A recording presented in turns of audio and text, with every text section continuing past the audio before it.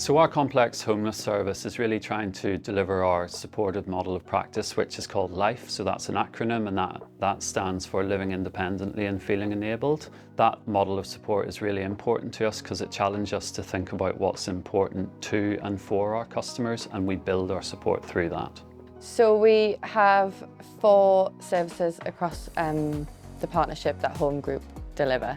We've got the Tyneside Foyer, which is our young person's accommodation for 16 to 25-year-olds. We've got Cedar House, which is adult female, Osborne Road and Hawthorne House, which are both adult male.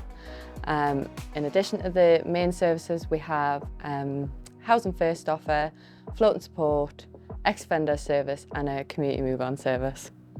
So I think the difference that Home Group brings through this is directly employing clinicians. So by employing mental health practice leads and occupational therapists, that's changed our model of support because we understand behaviour better and the triggers associated with those behaviours, and that all leads to the stabilisation and scaffolding piece. And if you have a stable base, you can start to build on it. We support the staff with their confidence to be able to speak to, for example, the crisis team or the social worker, because we know the language that they speak, we know what to say, when to say it, how to say it, and we kind of get more out of those interactions when we're supporting the staff with that.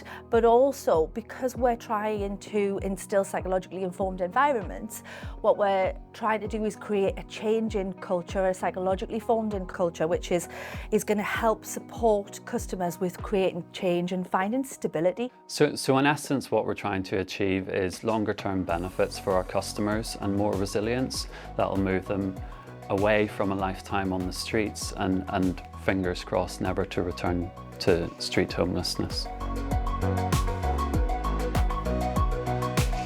So in the homeless services we could see anybody really with any kind of presentation, from somebody who's just fell on hard luck and lost their job and lost their house, to people at the more complex end of the scale where we have multiple mental health, physical health diagnosis, substance use. So yeah, really complex picture. I just feel lucky because I get the opportunity to work with the customers on a one-to-one basis, to be honest with you. And even having the opportunity in this supported accommodation to have a communal space, which is called a common room, being able to see customers, and I think for them as well, it's really nice to have a face that's familiar, especially with a lot of people struggling with kind of relationships growing up and difficulties in family situations. I think they really do appreciate having that familiar face coming in. There's loads of different types of support, you know, other than the obvious of having a roof over your head. You know, you have someone to talk to.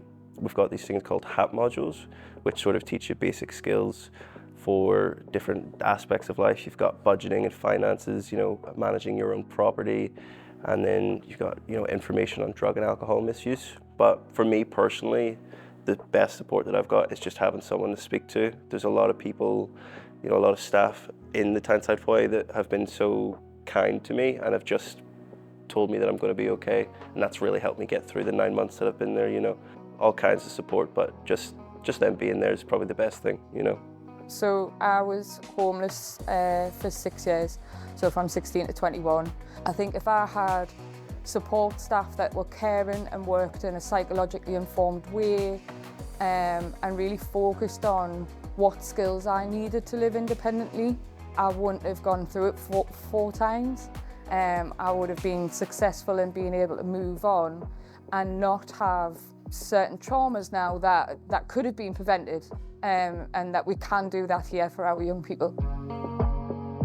So we want to understand our people, we want to understand their behaviours, understand what's important to and for them, understand their physical, mental health needs and how that affects them, understand trauma. And when you do that, you'll have a broader holistic understanding of that individual, and you can therefore start to create and tailor a housing-related support plan that will exit them out of the system.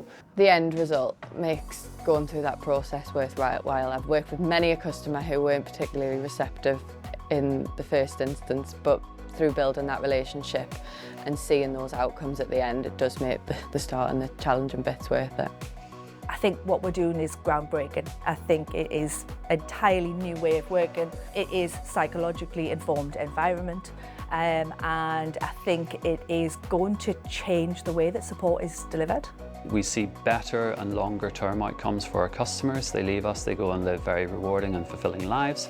But also importantly, we're commissioned by Newcastle City Council, so our commissioners see better outcomes in terms of the value that they place into the contracts. And then there's also, of course, a broader social value attached to that.